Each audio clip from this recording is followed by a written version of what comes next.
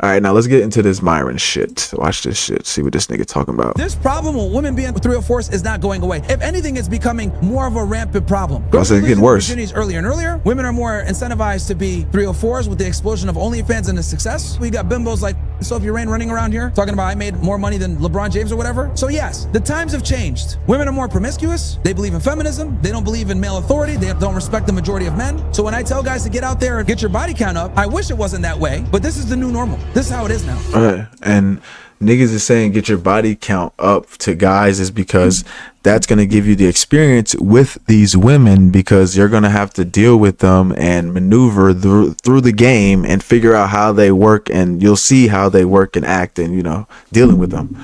So experience, competence comes with experience, and only way you get experience is getting your hands in the field, brother. Okay, I love this. I love this. Let's address this, because this is actually a critique we get a lot. So let's go through this one by one, right? And I think she put it well. As an excuse. She broke down this problem here. She was seeing it firsthand. This was the community that she was in, and I think she put it well. Take a listen. Let me tell you about my biggest issue with red pill influencers. I used to think they all wanted to defeat feminism, but now I'm just realizing that they use feminism as an excuse to encourage negativity and toxic behavior amongst men. They bitch about women being hoes, but encourage men to be more promiscuous and create more hoes. They nihilistically claim that modern women are completely irredeemable, and rather than encouraging men and women to go change their ways and right the wrongs, they just bitch and moan while collecting a paycheck from— There's no changing them. Like, that's what I'm saying. She said instead of encouraging men and women to, we can't change shit. It's too far gone. There's nothing to change. We can only adapt to the new normal, and the new normal is these bitches is hoes. So here's what you got to do to figure out how to maneuver through these hoes, okay? And you maneuver through these hoes by fucking them, and you figuring out how and what and why and when, or and all that shit, and how they act and interact with life and each other, and you figuring all that shit out. So when you do marry a woman who isn't promiscuous and isn't a whore, you're not, you know this, you see what I'm saying? You know how to vet correctly, you know what to look for, you know the signs, you know the green and red flags type shit. That's why it's the whole point. Okay, let's go ahead and break this down, because I love that she said this shit, because this is a big critique that a lot of these stupid people have of the red pill, saying, you know, you're complaining about the problems with feminism, but then you're over here advising guys to, you know, smash girls and everything else like this. Let me tell you why, okay? Let's go ahead and go through this, because put this to fucking bed, because it's one of the big criticisms that guys like myself and other people in this side of the internet get. Here's the fucking reality. Since the 1960s, feminism has evolved, grown, and become a worldwide fucking phenomenon. It's seeped its ugly fucking head into societies and countries that otherwise would never happen. Women could drive now in Saudi Arabia. They can go ahead and carry jobs in the Middle East, which is probably one of the slowest to acclimate to this feminist problem. So what does that tell you guys? This tells you that even in the most conservative of countries, feminism is starting to slowly rear its ugly head and push into society. Now, I mentioned the Middle East to show you guys of how far we've come along. Here in the United States, United Kingdom, Australia, New Zealand, you know, Western Europe, these first world countries, women effectively have more value than men. They have more rights, they have more privileges, because like they could do the proverbial double dip that I was explaining before. So when I say that guys need to get out there and get experience with women and smash these girls and do what they got to do, she's saying, oh, well, you're over here complaining about feminism, blah, blah, but you're telling guys to go out and smash those very same girls. Yeah, because I am intelligent enough to understand that women are not going to concede any of the ground that they've taken. I'm going to say that again.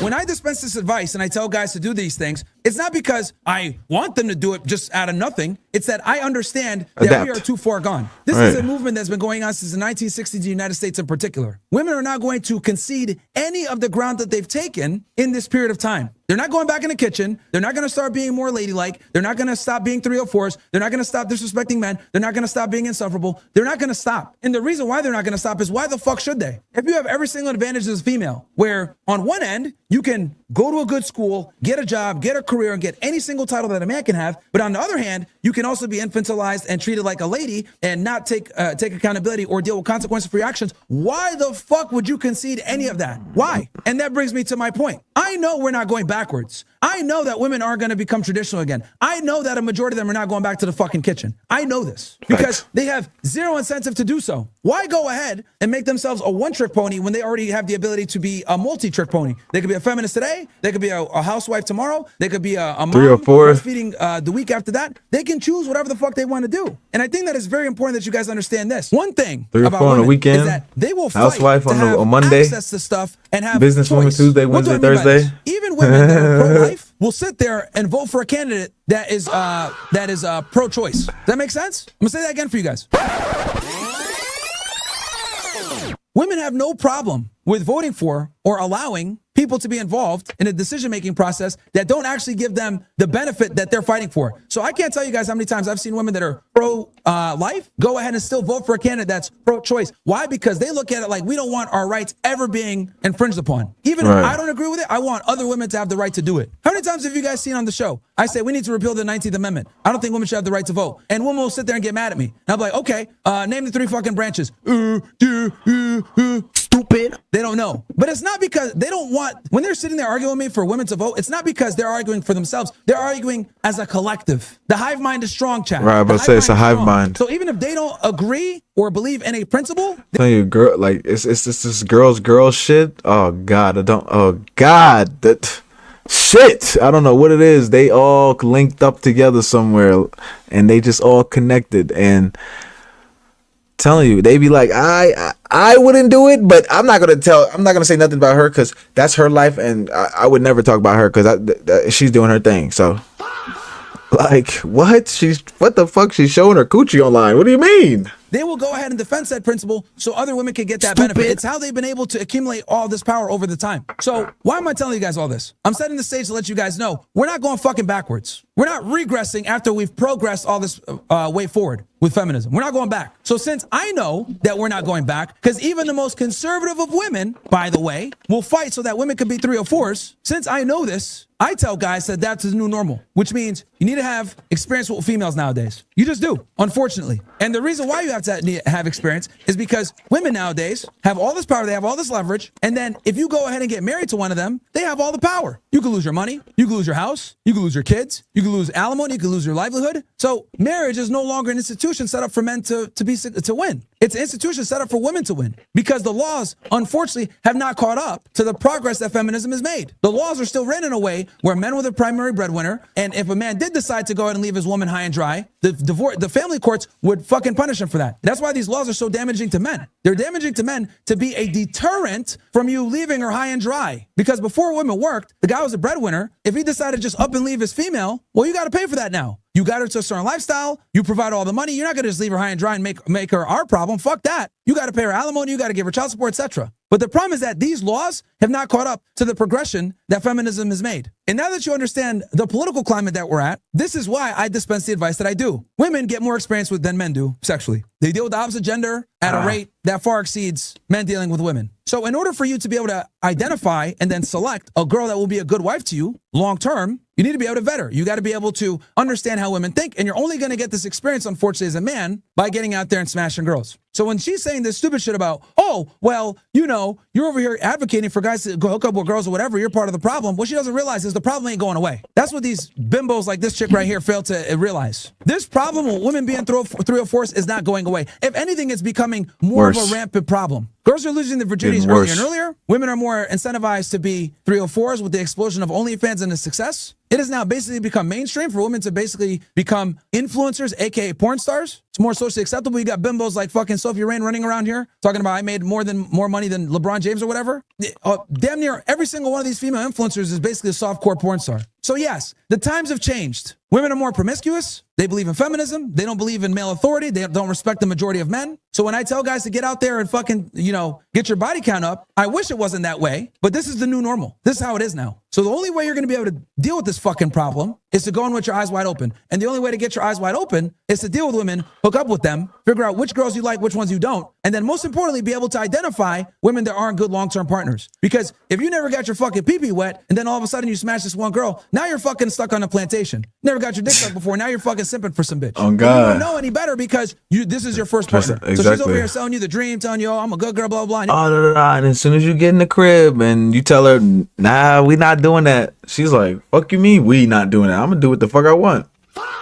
You're done. Your dumbass can't fucking see the difference. You don't see all the red flags because, you were a virgin when you met her. This sets you up for failure. I've told you guys this before and I'll say it again. Promiscuous women will ruin your life. They really will. So I'd rather you guys go out there, smash a bunch, be able to identify these women, and then never commit to them. Rather than go ahead and be the guy, nice guy, be the good guy, hold your virginity, then go ahead and get one of these girls, rescue her from being a 304, and then she turns around and fucking ends your life.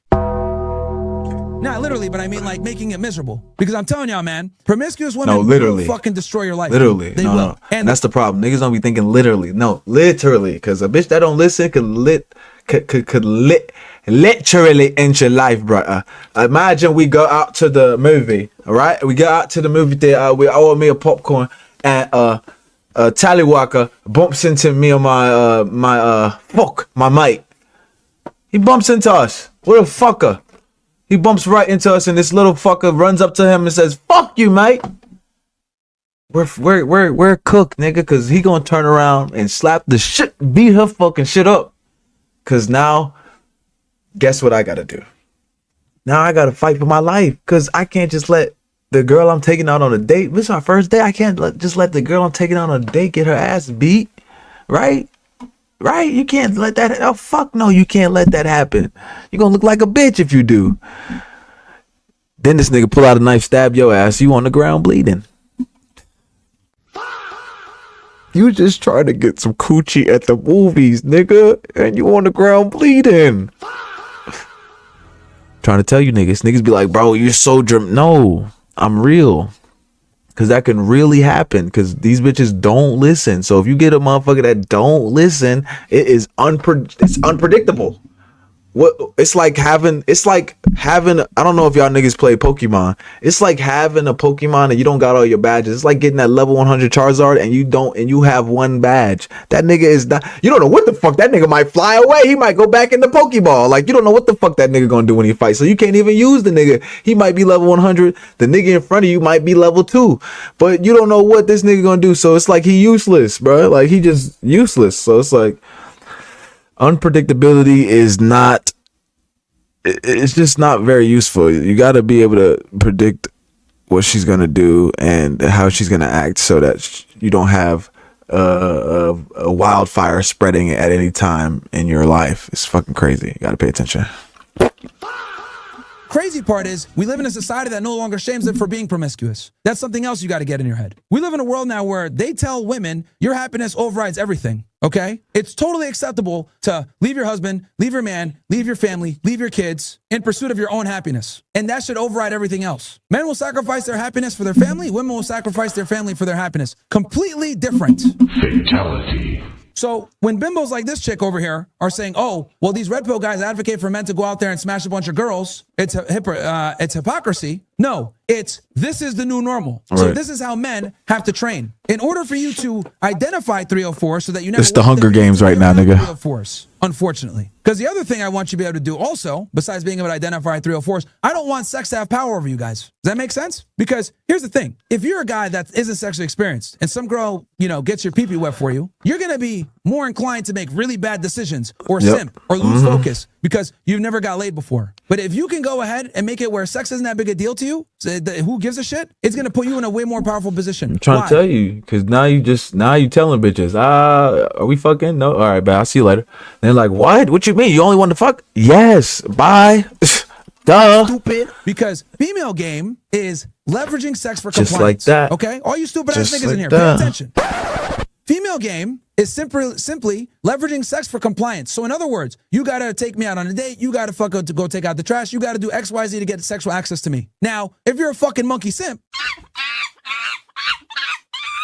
and you don't properly understand this dynamic, you're going to get fucking caught hook, line, and sinker. Next thing you know, your dumb ass over here putting rose petals on beds. You're over here being a simp, buying her gifts, getting her a new car and shit like that, like a fucking idiot. You only known her for a month because you are not aware of the fact that this is how women run game. Leverage compliance for leverage sex for compliance. But if sex doesn't mean anything to you anymore, it's not that big a deal because you're not thirsty. Have well, the guess leverage, what? Now they have no brother. power over you. Now, you have that 20/20 clarity. You got that post-nut clarity, which is what I want you guys to operate from most perspectives, where women can no longer use you. This is basically where I want you guys to be. I'm sure a bunch of you guys fucking go in here in the chat. Whatever. That's not what matters. But when you guys bust that nut, pause, and you get that moment of like, oh my God. This nigga's a shit, freak. What was I thinking? This guy's a freak. That mindset 24/7. You want to know why? Because when you have that mindset 24/7, women can't finesse you. You understand? Post-nut clarity is the most powerful tool that men have. Now, none of us are fucking Gandhi in here, so I get it. It's going to be very difficult to maintain that mindset all the time. But the longer you can maintain that post-nut clarity mindset, the better off you're going to be. That's why you fuck as many bitches as you can, and the post-nut clarity mindset will stick with you, because once you've had your fill, you know, your spoils of the war, you know, you can sit back and relax now and chill and actually think before you, you know, go pillage that village type shit. Type shit. It is a fucking superpower. It really is a superpower. So this is why, to answer this bimbo stupid ass fucking claim here, this is why I tell guys they need to be sexually experienced dealing with women so that women can't leverage sex against you for compliance. Because I know that that's their game. And if that's their game, that is how you effectively combat it. Facts. I like the ending of these. I gotta see how he does the ending of, so I could just something like that. Nice little cutoff.